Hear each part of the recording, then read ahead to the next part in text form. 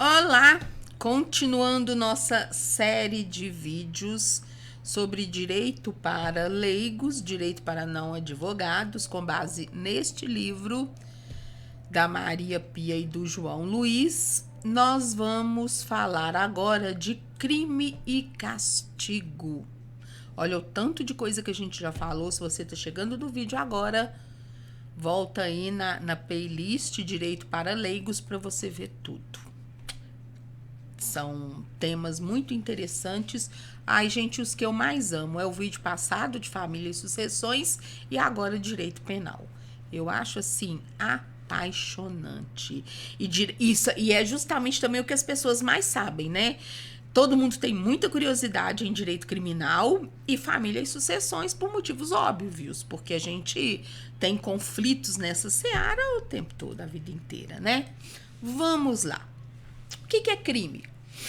É o que está tipificado em lei. Se você viu os vídeos anteriores, você viu que você só é proibido de fazer alguma coisa perante lei.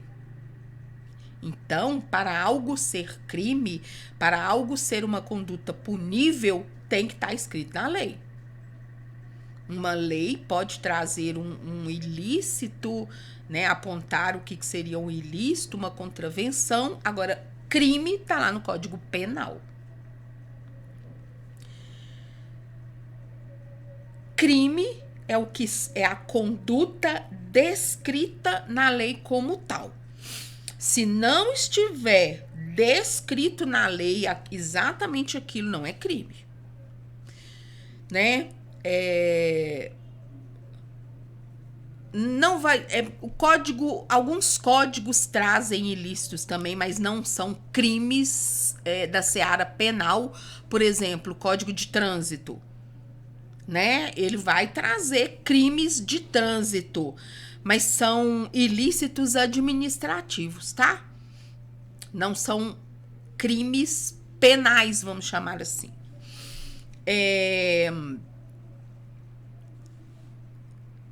Veja bem,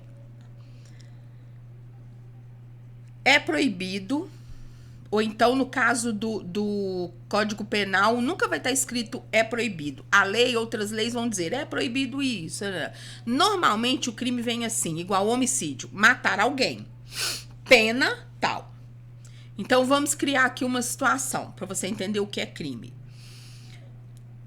Andar de boné vermelho, pena 1 ano de cadeia. Eu tô dizendo que andar de boné é crime? Não, tô dizendo que andar de boné vermelho, que eu posso andar então de boné verde. O que eu tô querendo dizer, o crime, ele é previsto em lei, a conduta tem que ser encaixadinha ali. Tudo bem que o artigo pode ali detalhar melhor, mas tem que estar encaixado naquilo ali. Se não encaixar naquilo, não é crime. E quando eu digo encaixar, é inclusive exceção. Se o Código Penal traz lá, no artigo 121, matar alguém, que é o que a gente conhece como crime de homicídio, pena de tanto a tanto, aqui, matou alguém é pena de tanto a tanto. Mas aí ele vem mais abaixo e fala do quê? Da legítima defesa. Então, é sempre que matar alguém vai ser crime punido de tanto a tanto? Não. Se encerrasse ali, sim. Mas não, ela traz ali as exceções, que é a legítima defesa, que é no exercício legítimo lá do dever, babá, tá? Então, tem que encaixar no artigo e seus parágrafos, incisos, o que for.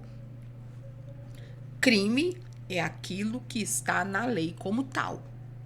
Não é o que você acha.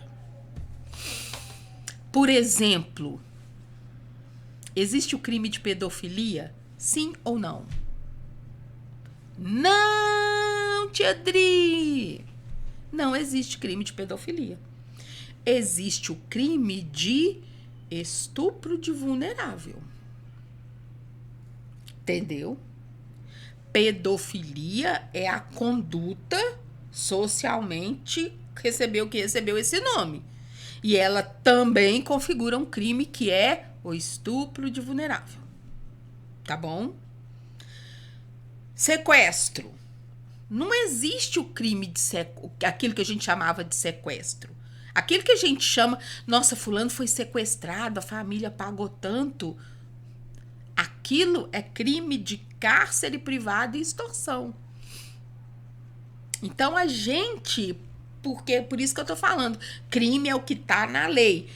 O crime de saidinha de banco. Não existe crime de saidinha de banco.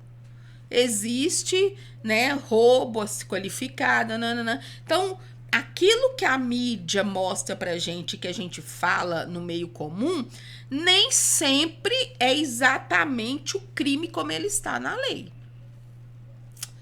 Então, continuando. Da mesma forma que crime tem que estar detalhado na lei aquela conduta considerado como crime, pena também. Eu não posso simplesmente chegar e falar, para esse crime que você cometeu, você tinha que pegar 12 anos, eu vou te dar 12 anos. Não, existe toda uma ciência por trás disso, né? Então, vai pegar a pena mínima ou máxima? Não sei. Vamos analisar as atenuantes, vamos analisar as agravantes, vamos analisar os casos de aumento e diminuição de pena, porque pena é cálculo e a fórmula está descrito no Código de Processo Penal, ou Código Penal, né? Não, no Código de Processo Penal. A fórmula, né? Pena de tanto a tanto, causa de diminuição de pena reduz tanto, de aumento aumenta tanto, agravante você pode somar mais tanto, atenuante, entende? Então, não é como o juiz acha que tem que ser. Pena é cálculo e a fórmula está prevista na lei. E as penas podem ser privação e restrição de liberdade, que aí é esse cálculo que eu tô dizendo, por quanto tempo você vai ficar preso, né? Cadeia em você. Essa pena de privação, de restrição de liberdade pode ser em regime, e também está na lei, regime fechado, semiaberto ou aberto. Pode iniciar fechado, cadeia no C, e aí você vai progredindo e ganhando semiaberto ou aberto. Semiaberto é trabalhar e voltar para dormir na cadeia, aberto é levar a vida normal com tornozeleira eletrônica, ou não. Há crimes que você pode começar no semiaberto ou outros que você pode responder em liberdade, tá? Tudo isso está no código. Não é porque o juiz foi com a sua cara. Além de cadeia no C, tem também, lembrando que para os crimes cuja pena de restrição de liberdade seja inferior a 4 anos, você pode trocar por pena alternativa, que é aquilo que vocês conhecem de... vou lá no juiz assinar, né? Ou vou dar cesta básica, ou vou assistir palestra de conscientização, ou vou prestar serviço em alguma ONG. É porque a pena de restrição de liberdade, a cadeia é menos de 4 anos. Agora eu tô na dúvida se 4 ou 2, mas é porque a pena é mais curta, tá? E são crimes de menor potencial ofensivo também. Mas além de cadeia, você paga multa, tá? Eu já vi muita gente pegar a cadeia e só quando é libertado descobre que tem multa para pagar, porque o advogado não contou. E sim, meu amor, você paga multa para justiça pelo crime que você cometeu. Multa pecuniária, tá? Como eu falei, tem os casos de prestação de serviço social, que a gente chama de penas alternativas. E quando, por exemplo, você pega cadeia, você também tem suspensão e interdição de direitos. Você não pode votar, por exemplo, enquanto você estiver preso, respondendo criminalmente o processo. Então, não é só direito penal, punição não é só cadeia. é cadeia e suspensão de direitos. Você tem interdição de direitos quando, por exemplo, você torna o Bozo inelegível. Ele não pegou cadeia, mas ele pegou interdição de direito. Além de multa e prestação de serviço social, tudo conforme previsão legal. Nesses casos cabe cadeia, nesses casos cabe interdição de direito. Tá tudo descrito na lei. Não é o achismo nem da sociedade, nem dos jurados e nem do juiz, não. Tudo ali dentro de uma fórmula que está na lei, vamos dizer assim. Agora vejam que informação interessantíssima que esse livro trouxe. Lembrando que ele é de 2013, então pode estar um pouco defasado. Mas olha só. Pessoas daquilo que a gente considera classe alta são as que mais cometem crimes de trânsito, de sonegação fiscal e de fraude, tá? Fraudes, sonegação fiscal e crimes de trânsito, a maioria desses crimes são cometidos por pessoas de classe alta financeiramente falando. Já a classe média é quem mais comete os crimes de receptação. Eu mesma não sabia disso. Achei interessantíssimo. Já os crimes de latrocínio são cometidos por pessoas de baixa renda, classe baixa, infelizmente. E furto, homicídio e tráfico de drogas não tem um criminoso, é mais criminoso de classe baixa ou alta, não. Não há uma classe predominante, não. Quem comete furto, homicídio e tráfico vem aí das 3 classes, tá? Segundo o livro. Eu achei muito interessante isso. Muito bem. Né? Furto, para quem não sabe, quando a gente fala, fui roubada, sumiu meu celular. Não, meu amor, você foi furtada, tá? Que é aqui, ó, eu pegando seu bolso ali escondidinho. Isso é furto. Roubo é quando eu tomo na sua frente mediante ameaça. Homicídio, tá aí a faquinha, né? Vocês vendo, e tráfico de drogas. Então, esses 3 crimes circulam livremente aí nas 3 classes sociais.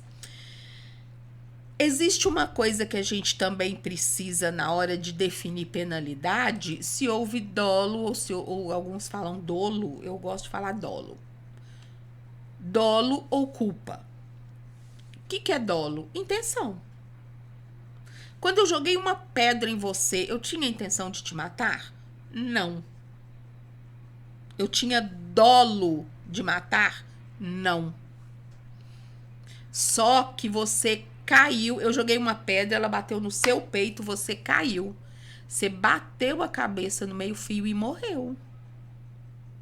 A sua morte é culpa do acaso? Não. Você não tropeçou e morreu. Você caiu porque eu te agredi. Então, eu sou culpada da sua morte, ainda que eu não tenha dolo, ainda que eu não tivesse a intenção. Então, crimes dolosos são aqueles crimes em que eu queria aquele resultado que aconteceu.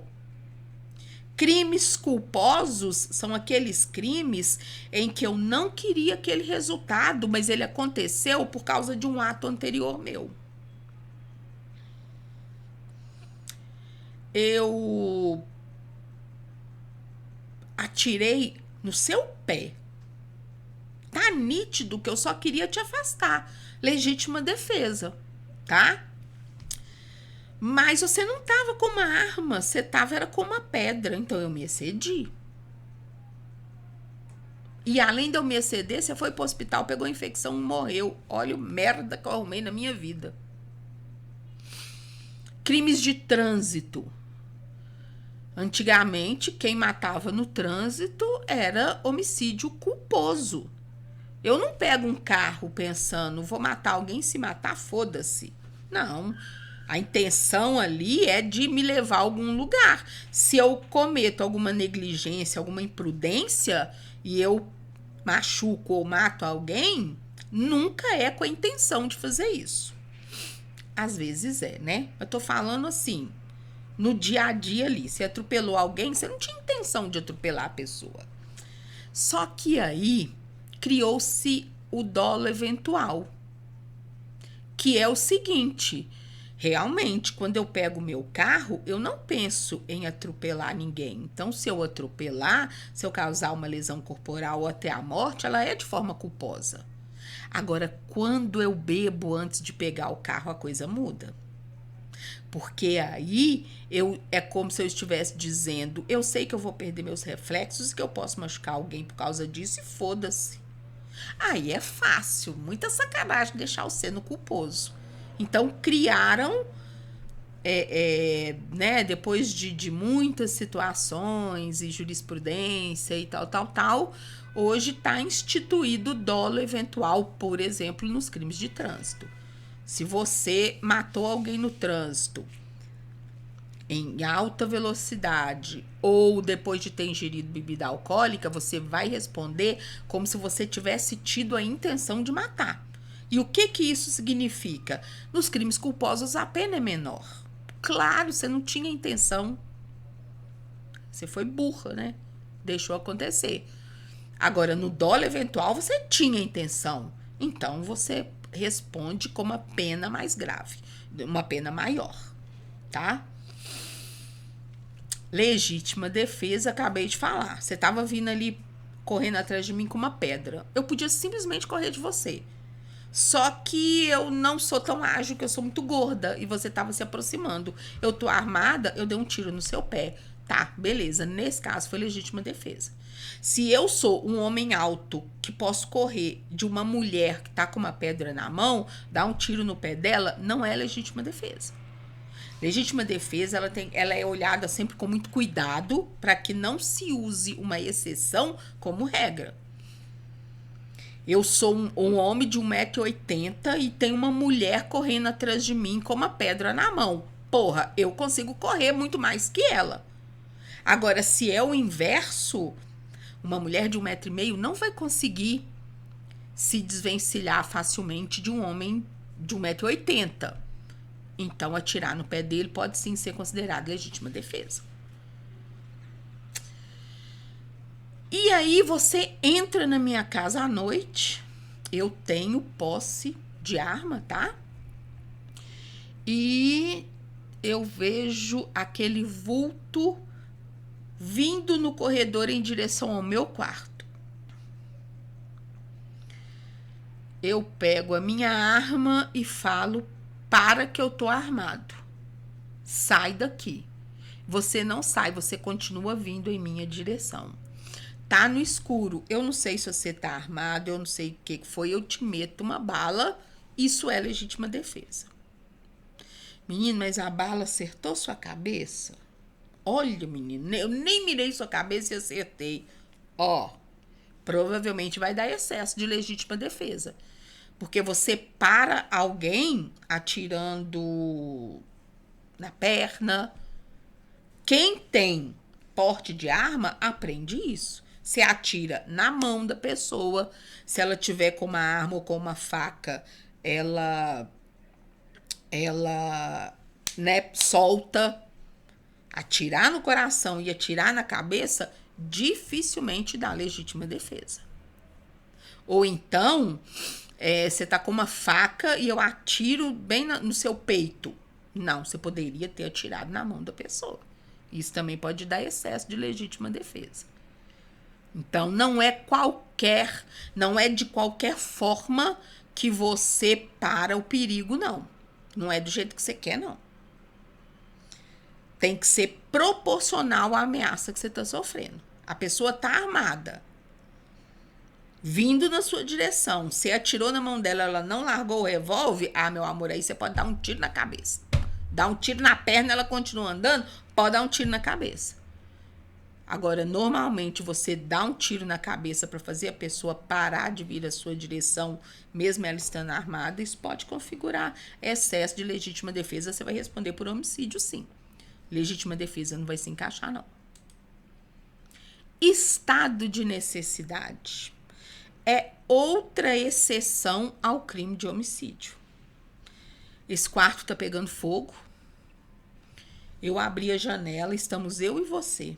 Eu abri a janela e não cabe nós dois. Você mete o pé, você me puxa para você passar primeiro.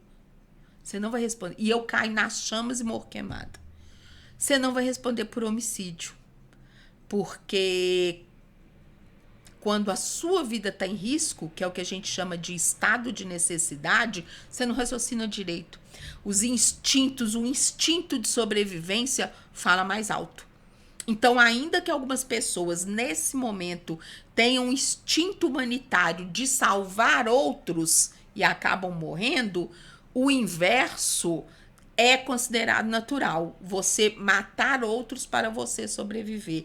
Isso é considerado estado de necessidade e isso impede que o juiz te penalize como um assassino, tá? Quando a sua vida está em risco. É o que acontece, por exemplo, você tá se afogando, vem alguém para te ajudar, você segura nessa pessoa, é o instinto natural, sabe? Não é raciocínio, você não raciocina que você tá fazendo isso e você acaba, na tentativa de se salvar, você afoga o outro. Você não vai responder por homicídio. É um estado de necessidade. Eu esqueci de falar antes que os crimes culposos, por exemplo, eles são comuns quando você comete um crime no exercício da profissão. Porque culpa, como instrumento diferente de dolo, ela exige imperícia, negligência ou imprudência. Normalmente, isso ocorre quando você está exercendo a sua profissão, você nunca tem intenção de matar alguém. Se acontece de você matar ou machucar alguém, é porque você foi imprudente, você não teve o cuidado devido, ou porque você foi negligente, não observou o que você tinha que fazer, ou porque você cometeu imperícia. Você fez algo para o qual você não era preparado.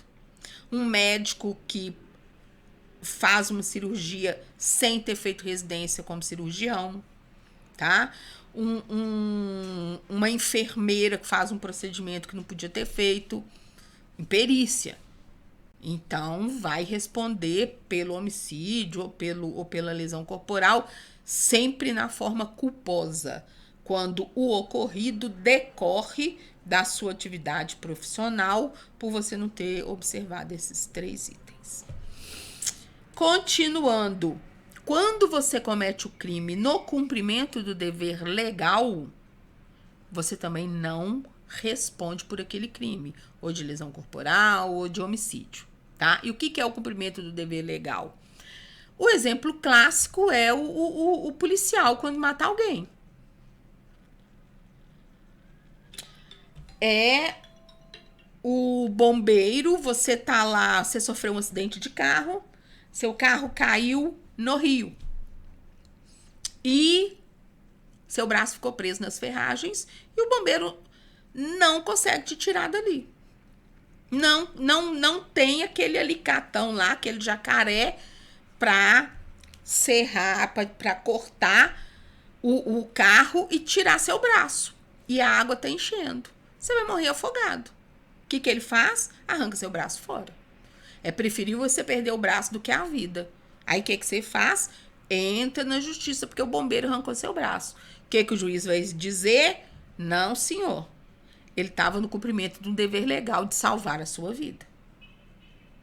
Ok? Então, ele não vai responder por lesão corporal grave, que seria no caso. Não vai, porque ele agiu no cumprimento do dever legal de salvar a sua vida. Ai, gente, direito penal é muito legal. Adoro. Exercício regular de direito. Quando você, para exercer um direito seu, você Precisa não. Você acaba fazendo mal a outra pessoa, isso também é uma exceção. Então, há exceções à prática de crime, mas todas elas previstas detalhadamente na jurisprudência e na legislação. Combinado? Bom, nós temos os juizados especiais criminais. E eles vão tratar, como eu falei antes, dos crimes de menor potencial ofensivo, que é, por exemplo, questões envolvendo barulho, né? Que é aquilo que a gente chama, que tem a ver com a lei do silêncio, que chama perturbação do sossego. Normalmente, esse processo é no juizado especial. Vias de fato também. Você tá ali no jogo do futebol, brigaram, chama vias de fato. Também é juizados especiais. No direito penal, a gente tem a ação penal pública. Por que é a ação penal pública? Porque o particular não pode ajuizar aquela ação. Porque o bem que essa ação trata é tão importante que só o Estado pode defender aquilo e então pedir a penalização do criminoso, como nos casos de homicídio. Meu pai foi assassinado. Deixa eu ver se eu vou processar o criminoso, porque meu pai também não valia nada, né? A nossa legislação não admite que a gente mate os outros, seja a pessoa o canalha que for. Então, como a vida é o bem máximo protegido pela Constituição, é o bem maior, o particular não pode decidir. Minha gata, vem ela me atrapalhar de novo. Ô, Bubu, você tá me atrapalhando. Não, Bubu. Não, Bubu. Isso, deita. Desculpa, gente. Quem tem gato entende, né? Né, Bubuzinha de mamãe? Então, você não. O bem aí é tão importante que a família, ou até mesmo você que tenha sofrido uma tentativa de homicídio, você não pode escolher processar ou não alguém. O Ministério Público tem que formular a denúncia e a justiça aceita, tá? Então, isso é ação penal pública. Existem bens que o Estado tutela. E existe a ação penal privada, que eu escolho se eu decido te processar ou não. Você me difamou. Eu escolho se eu deixo para lá ou se eu te processo, tá? Isso aí pode ser pela natureza menor do crime e do seu resultado, ou então, por exemplo, nos crimes de honra, como se dizia antigamente, crime de estupro. É um crime que a justiça considera gravíssimo, mas que por ser relativo a algo tão íntimo da mulher, da pessoa, vítima, ela pode escolher não passar pelo constrangimento de uma investigação e de um processo penal. Então, o crime de estupro, por exemplo, a vítima escolhe se vai processar o criminoso ou não, se vai denunciá-lo ou não, exceto quando é estupro de vulnerável, porque aí a gente está tratando de criança. E quando se trata de direitos de criança, você não escolhe o que você quer. Ministério Público, pau nele, tá? O Ministério Público tem que agir. Bom, alguns crimes vão admitir que você responda ao inquérito em liberdade mediante fiança. Porém, como a fiança está muito em desuso, porque as situações de você ir para prisão antes de condenado, elas são tão específicas que normalmente você é solto porque a lei determina que você tem que ser solto e não é o caso e não tem que pagar nada. Mas aí fique sabendo, alguns crimes, algumas poucas situações, onde a lei determina que você pode ser solto mediante fiança, ele vai lá, o delegado ou o juiz vai fixar uma fiança, tá? E para quem é concurseiro sabe que alguns crimes são inafiançáveis. E quais são eles? Terrorismo, tráfico de drogas, parará, parará.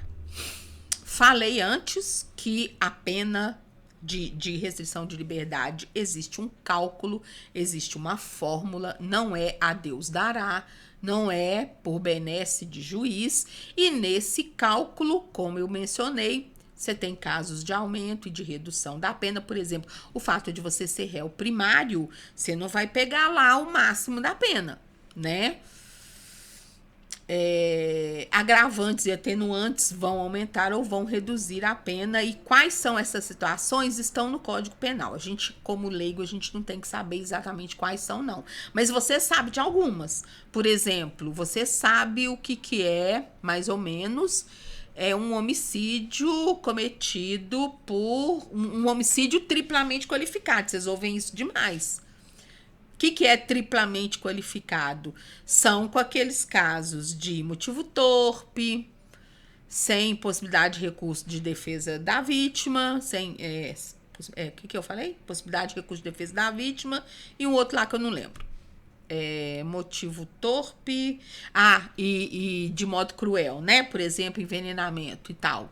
Então, tá lá na lei que um homicídio, né, cometido assim, assim, assim, triplamente qualificado, ou seja, com essas agravantes, vai ter uma pena maior. O que é atenuante? O Código explica, Código de Processo Penal. O que é caso de aumento de pena? O Código descreve o que é. Não é o que o juiz achar que é, não, tá? Tá tudo na lei. Você sabia que tem diferença de presídio para penitenciária?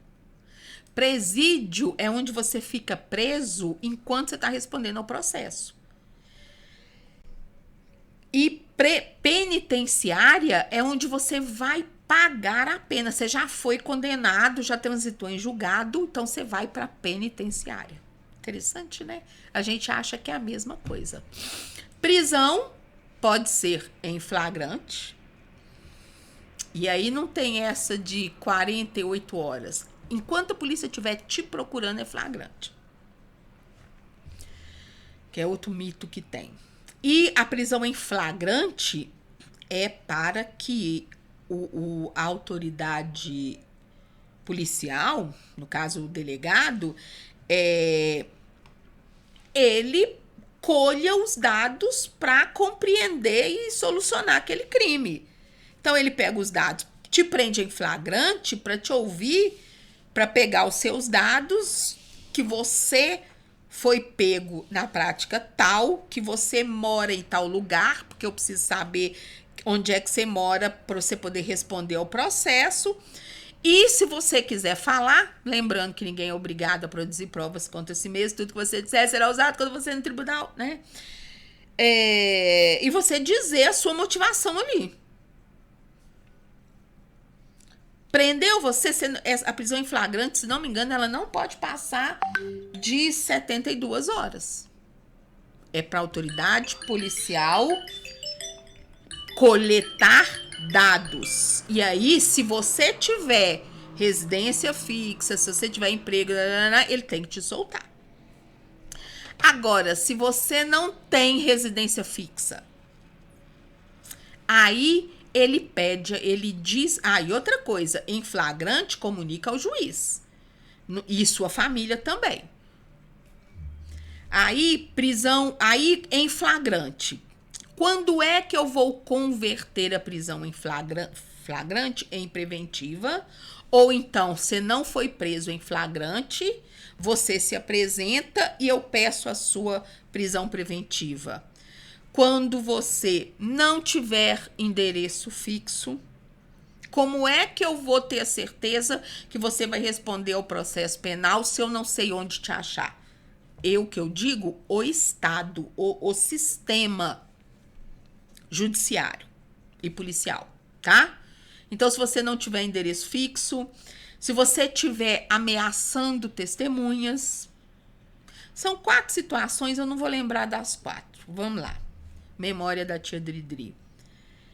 Preventiva é, se você não tiver domicílio, se você tiver ameaçando testemunha. Lembrei. Se você tiver sumindo com provas, então se de alguma forma você estiver sabotando o processo, tem um termo lá, eu esqueci. Ou então se houver indícios de fuga. Um caso que talvez vocês lembrem é os cravinhos, lá com a Susana Richthofen. Eles estavam respondendo ao processo em liberdade. Aí a mídia divulgou. Numa entrevista, eles contaram que eles iam para um campeonato no exterior, né, de aeromodelismo no exterior. Imediatamente, o advogado da família, ou o Ministério Público, não sei, acionou o juiz dizendo: olha, eles estão indo para o exterior. A chance deles ficarem por lá e nunca mais voltar é grande. Aí o juiz pegou, mandou prender. Preventivamente. Preventivamente. É para garantir, enquanto a prisão em flagrante é para eu ter os dados para te processar, a prisão preventiva é para você não sabotar o processo. É para garantir que eu vou ter um processo que vai andar de forma regular e que eu vou conseguir te punir depois. E aí, quando é que a preventiva pode ser temporária? Esqueci. Prisão temporária. Tem uns outros requisitos lá e eu não lembro. O importante aqui é você saber que prisão antes da condenação transitada em julgado, ela só ocorre em situações muito específicas. Eu matei minha mãe com requintes de crueldade. Eu fiquei furando... tá horrível falar isso. Nossa Senhora. Peraí, deixa eu respirar fundo. Eu fiquei furando ela com espetinho de churrasco até ela morrer. Depois que ela morreu, fiz picadinho dela. Fui lá no zoológico e fiquei jogando os pedacinhos pro leão e rindo. Vou ser preso? Tô em flagrante? Não. Então não. Tem endereço fixo? Tem. Tô sumindo com as provas do processo? Não. Tirei passaporte e visto para outro país? Não. Então não vou ser presa. Não entro nos requisitos para temporária? Então vou responder em liberdade. Eu posso fugir. Pode, filha, mas como diz lá na novela, o pau te acha. Se você não for fugir para outro país, se você estiver pelo Brasil, a menos que alguém diga: olha, ele tá botando as malas ali dentro do carro para ir para outro estado. Aí o juiz manda prender. Mas são exceções. Prisão antes de você condenado sem mais nenhuma possibilidade de recurso são exceções, tá? Então, a gente ainda tem a provisória. Então, além de prisão em flagrante, prisão preventiva, prisão temporária e prisão provisória. E aí é que você vai ter, se cumprida todas essas ou não, a prisão como penalidade é só no trânsito em julgado. Essas outras aqui não tem nada a ver com a pena que você vai receber. É claro que se você ficou preso preventivamente, temporariamente ou provisoriamente, o tempo de prisão vai abater. Então, eu fiquei 1 ano preso provisoriamente, antes de ser condenado. Aí eu fui condenado e a 5 anos de prisão. Abate aquele tempo que eu fiquei preso antes, tá? Lembrando também que você pode ter, eu não lembro se é a temporária ou a provisória, você pode ter prisão para resguardar o criminoso, tá? Crimes de muita repercussão social, que corre o risco da pessoa ser linchada, por exemplo, o juiz pode mandar recolher ele, tá bom? E aí a gente tem também não. Essas prisões podem ser prisão especial ou prisão domiciliar. Prisão especial é quando, por exemplo, você tem uma condição especial que impeça que você vá para um presídio ou que você vá para uma penitenciária. Ou então você tem uma prisão especial na penitenciária. Mães que amamentam, por exemplo, né? Existe prisão domiciliar quando você tem uma doença que não pode ser tratada ali no presídio ou na penitenciária. E aí, se você estiver num hospital, também é chamado prisão domiciliar. Mas aí você está cumprindo fora do sistema penitenciário, tá? Estrangeiros também respondem por crime aqui. Tem todo aquele caso que se a pessoa pode ser extraditada ou responder pelo crime aqui, ou ser extraditada e responder pelo crime lá, tá? Mas estrangeiro cometeu crime, responde como nós, sem problema nenhum. Bom, quando você estiver preso como penalidade, você já foi condenado, já transitou em julgado, ou seja, não tem mais recurso, aí você entra na lei de execução penal, que determina a progressão de regime. Depois de X tempo, você pode progredir para o regime aberto, se preenchidos alguns requisitos de bom comportamento, inclusive com a análise psiquiátrica e psicológica, porque precisa saber se você está arrependido, tem todas umas questões. Então, o que você precisa saber é que no Brasil ninguém fica preso 30 anos. Gente, para com essa porra. O nosso direito penal, quer você queira ou não, se você não quer, conversa com o deputado em quem você vota para ele mudar isso, mas o nosso direito penal, ele é punitivo e ressocializador e educativo. Então, assim, o preso saiu da sociedade, para ela ele tem que voltar. Tá? A sociedade cuspiu aquele trem, agora vai engolir de volta. Então, tem que ter progressão de regime, porque senão você não ressocializa uma pessoa.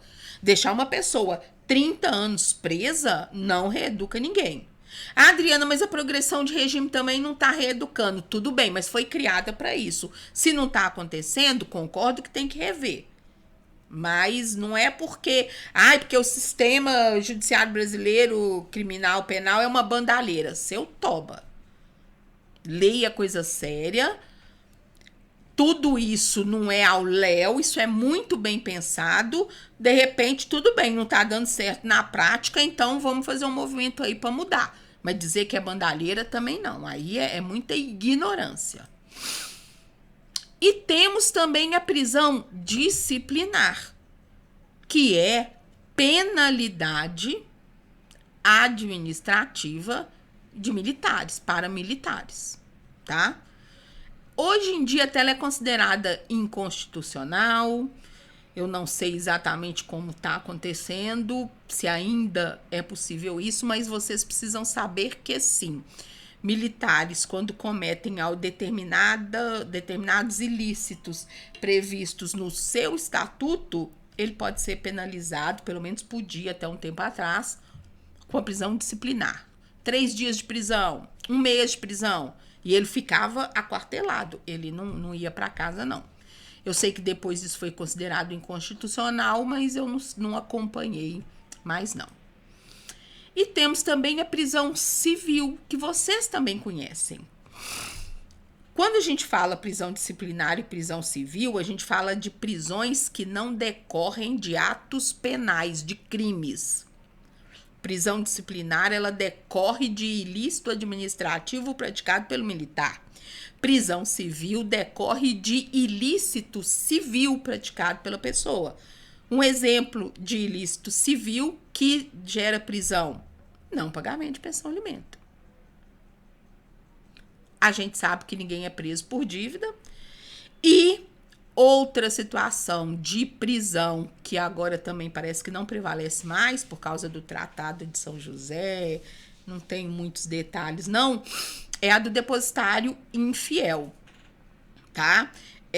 o seu vizinho desapareceu, tem umas joias ali na casa, vem o oficial de justiça e fala, olha, como é que nós vamos resolver isso? Aí a família entra na justiça brigando, aí o juiz fala, olha, enquanto a gente não resolve, você, Adriana, vai cuidar dessas joias, tá bom? Depositário fiel que chama isso. O juiz confiou em você aquele bem. Pode ser um imóvel, pode ser joias, pode ser dinheiro, pode ser bem móvel, enfim, carro. Aí você pega e dá sumiço no trem. Então você deixa de ser depositário fiel para ser um depositário infiel. Ou você dá conta e ressarce, ou você vai ser preso. Só que aí tem um tratado, eu acho que é um tratado internacional, o Tratado de São José, que o Brasil assinou e que um dos itens é não ter prisão civil. Então, me parece que isso não está prevalecendo, não. Mas, bom, fica aí sabendo que são duas situações que o Brasil tem que permitir a prisão civil. Alimentos e depositário infiel. Pois muito bem. Ainda na seara penal, nós temos, não é só judiciário e ação, a gente tem o trabalho da polícia também. E quais são as polícias que existem, de acordo com a nossa Constituição? Polícia Civil. É a polícia investigativa, que a gente chama de polícia judiciária. Por que polícia judiciária? Porque ela é uma polícia investigativa. Ela é que vai alimentar o judiciário com dados que vão permitir que o juiz analise aquele caso. Ela que vai coletar provas, ela que vai investigar as circunstâncias do crime, por isso ela é chamada de polícia investigativa. Apesar de ser chamada polícia judiciária, ela não pertence ao judiciário, ela pertence ao executivo. Mas ela tem uma função auxiliar do judiciário. Polícia militar, que é aquilo que a gente chama de policiamento ostensivo. Polícia militar não investiga nada. Polícia militar, ela previne e combate o crime. É a polícia que está na rua. Por quê? Porque, sabe, a oportunidade faz o ladrão? Onde tem polícia, presume-se que não haverá, o ladrão vai fugir dali. Então, é a polícia que cuida da segurança pública. É a polícia militar. Polícia Federal. Polícia Federal é a polícia investigativa. Então, ela tem o papel lá daquela polícia civil, mas nos crimes federais. Tráfico de droga, ele é julgado pela Justiça Federal. Então, quem vai investigar? A Polícia Federal. É julgado na Justiça Federal. Quem vai investigar é a Polícia Federal. Polícia Rodoviária. É uma polícia federal, porque ela vai estar nas BRs, nas estradas interestaduais entre estados. Porque nós temos também a Polícia Rodoviária Estadual, mas ela pertence à Polícia Militar. Ela é um braço da Polícia Militar. Assim como os bombeiros antes eram um braço da Polícia Militar. Bombeiros eram policiais. Aí depois acabou isso. As instituições foram separadas. No caso da Polícia Rodoviária Estadual, ela pertence à Polícia Militar do Estado. Só que ela atua nas BRs? Não. Ela atua nas estradas dentro do seu estado. As estradas intermunicipais. Nós temos a Guarda Municipal, que não é polícia, tá? Tem muito neguinho achando aí que Guarda Municipal tem poder de polícia. A Guarda Municipal, ela é patrimonial. É como se fosse, sabe, vigilante? É como se fosse um vigilante, só que é do município, pago pelo município. E cuida do patrimônio, resguarda o patrimônio do município e não patrimônio particular, tá? Hoje em dia, eles, aqui em Belo Horizonte, por exemplo, eles podem andar armados. Então, houve uma emenda a Constituição que permitiu isso, e aí eles foram preparados, né? Treinados para isso, mas aí cada município vai ter as regras para sua guarda, sua própria guarda. Nós temos a Polícia Legislativa, que esta tem poder de polícia, porém só no âmbito da Casa Legislativa. Na defesa dos parlamentares e funcionários ali, e para manter o... Porque é um ambiente de muito conflito, de muita discussão, pode acontecer alguma coisa, é importante ter gente ali. Então a polícia legislativa, assim como o guarda municipal seria um vigilante público, a polícia legislativa é como se fosse, sabe, um segurança público daquela casa legislativa. Tem no Congresso, tem nas assembleias, eu não sei nas câmaras. Enfim, era isso que tínhamos a falar na esfera criminal e penal. Interessante, né? Eu gosto demais. E o próximo vídeo vai ser sobre contratos. Obrigada por ter ficado comigo. Se tiver gostado, indica, manda o vídeo para os seus amigos. Se não tiver gostado, manda para os inimigos. Mas de qualquer forma, deixa um like aí para mim. E a gente se vê no próximo vídeo, então, falando sobre contratos. Até logo.